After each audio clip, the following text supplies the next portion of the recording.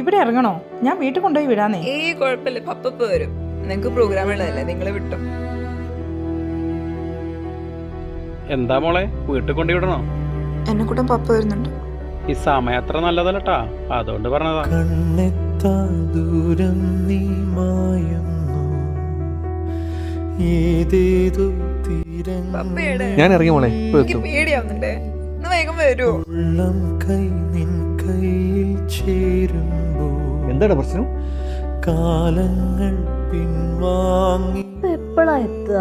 എൻ്റെ മോളെ പോലെ ഒരു മോള് ബസ് സ്റ്റോപ്പിൽ അതിൻ്റെ പപ്പ വരുന്നവരെ ഉപ്പ കൂട്ട് നിന്നല്ലേ. എന്നിട്ട് ഉപ്പയോട് ഒരു താങ്ക്സ് പറഞ്ഞോ?